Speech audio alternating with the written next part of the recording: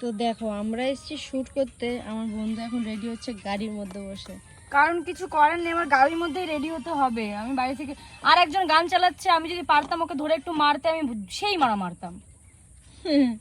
কাকে বলছিস? যাকে বলে দিছে গান বন্ধ করে দিছে। দেখি দেখি, এই যে পাগলা, আমি এক পাগলা ছেলে, প্রেম জুটলো না আমার কপালে। ওরে বাবা রে।